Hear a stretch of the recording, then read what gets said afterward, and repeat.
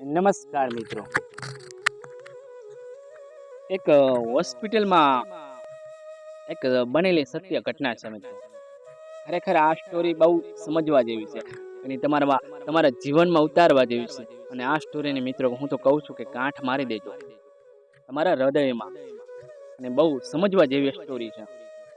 એક હોસ્પિટલમાં ડોક્ટર અને દર્દી વચ્ચે જે ઘટના બની છે એ મિત્રો ક્યારે ડોક્ટર અને આ દર્દીએ ક્યારે કલ્પના નહીં કરી હોય એવી આ ઘટના બને છે। ડોક્ટર અને ભાઈ દર્દી સાથે એવી કઈક ઘટના બને છે। એટલે મિત્રો કે જે જ્યારે તમને દુઃખ આવી જાય છે, તમે ચિંતામાં હો છો, તમારે કોઈનો સાથ નથી અને તમે ચિંતામાં દુઃખમાં આવી જાઓ છો, ડૂબાઈ જાઓ છો, ત્યારે તમે એકલા બેઠા બેઠા વિચાર કરો કે હવે હું શું કરીશ, હું કયા રસ્તે જઈશ, હું કયો રસ્તો પકડીશ। આવા અનેક તમારા મનમાં વિચારો આવે અને કદાચ એ વખતે તમને કોઈ મદદ કરવા વાળું વ્યક્તિ મળે છે અને ક્યારેય તમને દુઃખમાંથી ઉગારી લે અને ત્યારે તમને નાનકડી મદદ કરી લે છે, ત્યારે તમે એને શું કહો કે ખરેખર આજે મારું કોઈ નતું ને તમે મને ભગવાન થઈને મળ્યા, ભગવાનના સ્વરૂપે મને મળ્યા છો। હું તમારો ઉપકાર ક્યારેય નહીં ભૂલું।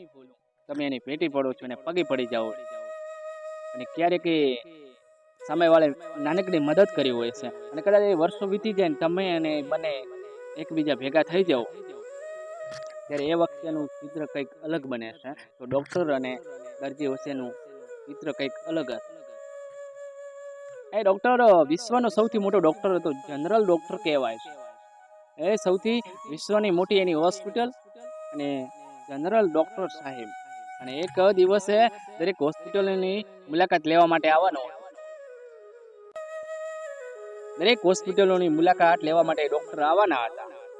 એ દિવસે એક હોસ્પિટલની મુલાકાત લેશે એ ડોક્ટર અને સાહેબ તમે જુઓ ને તો બધા તમામ આજુબાજુના હોસ્પિટલના જે ડોક્ટર હતા એ દોડી અને આવી જાય છે અને જે પણ શીખવા માટે કોઈ ડોક્ટરો આવેલા હતા, એમનો સ્ટાફ છે, એ આખો છે ને કોરીમોરી ડોક્ટરના કોરીમોરી એકઠા થઈ જાય છે અને લાંબી છે ને આમ લાઈન લાગી જાય। એટલે એ ડોક્ટર હતો એ કહેવાનો મતલબ કે 3 માળની બિલ્ડિંગ હતી, 3 માળનું દવાખાનું હતું। એ પહેલા માળેથી જોવાનું એને ચાલુ કર્યું અને પહેલો માળ જોઈ અને બીજા માળે આવે છે, બીજો માળ જોઈ અને ત્રીજા માળે આવે છે અને ત્રીજા માળે એક રૂમની અંદર પ્રવેશ આમ ડોક્ટર કરે છે, ધીરે ધીરે એમના પગલા પાડે છે અને સાહેબ તમે જુઓ ને તો એક લગભગ 75 વર્ષના ઉપરના જે વૃદ્ધ દાદા હતા એ ખાટલા ઉપર સૂતેલા હતા।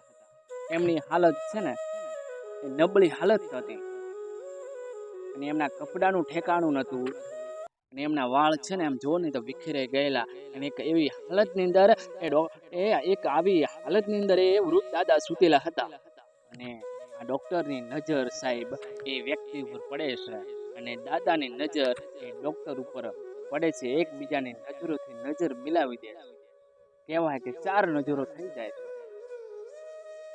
એ ડોક્ટર કઈ બોલી શકતો નથી અને એ ડોક્ટર બસ એ થોડી વાર ત્યાં ઊભો રહી ગયેલો અને પછી ધીરેથી બોલે છે, જે હોસ્પિટલના ડોક્ટરને કહે છે કે આ દર્દી છે એ કોણ છે અને આ દાદાને શું થાય છે, એમના હાલચાલ પૂછે છે। એટલે ત્યારે એ ડોક્ટરે જણાવેલું કે સાહેબ આમાં એવું છે કે 3 દિવસ પહેલા આ દાદા અમારી હોસ્પિટલમાં આવેલા હતા। એ દાદાને થોડો મગજ ઉપર તાવ ચડી ગયેલો હતો અને તાવમાંથી થોડી ભયંકર બીમારી થઈ ગયેલી છે। એટલે મેં એમને એવું કહેલું કે દાદા તમારે અહીં અઠવાડિયું જેવું રોકાવું પડશે, ત્યારે એની દવા ચાલે છે।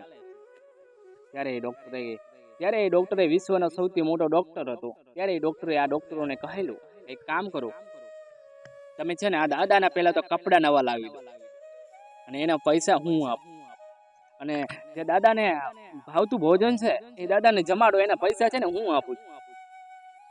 ત્યારે સામે ઉભેલા ડોક્ટરે કીધું કઈ વાંધો નહીં। એટલે જે સ્ટાફના માણસોને મોકલે કપડા લેવાની, કપડા લઈને આવે છે। દાદાને એવા તૈયાર કરવામાં આવે છે કે દાદાની 75 વર્ષની ઉંમર હતી, પણ દાદા એવા લાગતા હતા કે લગભગ 40-50 વર્ષની ઉંમર હોય ને એવા લાગતા હતા।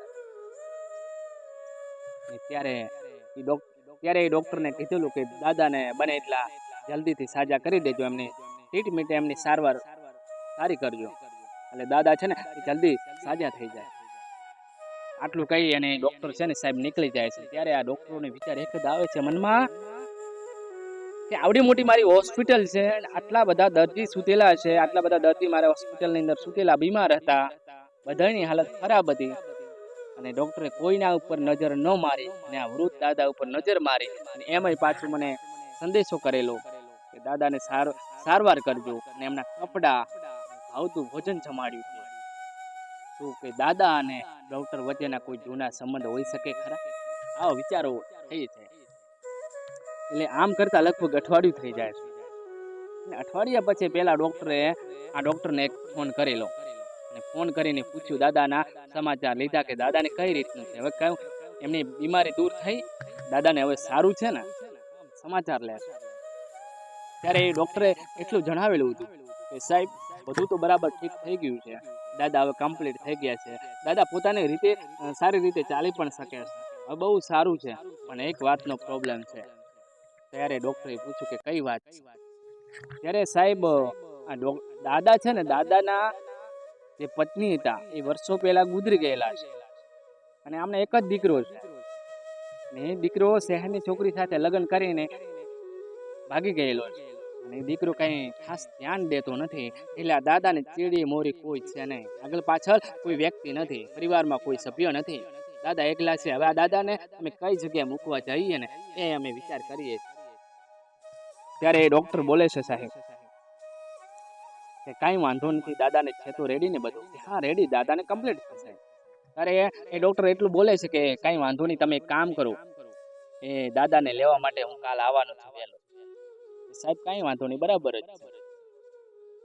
એટલે એ ડોક્ટર છે ને સાહેબ, વિશ્વનો સૌથી મોટો ડોક્ટર સાહેબ, એ ડોક્ટર પોતે ને પોતાની ગાડીનો ડ્રાઈવર, ડોક્ટરના જે કહેવાય તે ધર્મ પત્ની બધા આવે છે.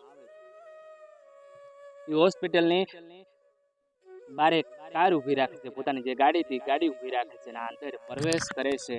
જે દાદા સાથે મળ્યા હતા, જે દાદા સૂતેલા હતા, એ રૂમની અંદર સાહેબ આ ડોક્ટર આવે છે, ઉભો રહી જાય.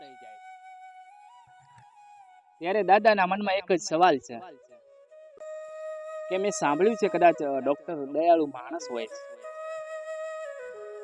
પણ હવે આમને કઈ રીતે હું કહું કે મારી હવે જિંદગી પૂરી થઈ ગઈ છે, હું થોડા દિવસોનો મહેમાન છું, બસ હું આ રોડ ઉપર રખડી અને બજારોમાં રખડીને હું મારા પેટનો ખાડો ભરી લઈશ ને મને આ ક્યાં લઈ જવાના છે, મારે ક્યાંય આશ્રમમાં હવે નથી જવું.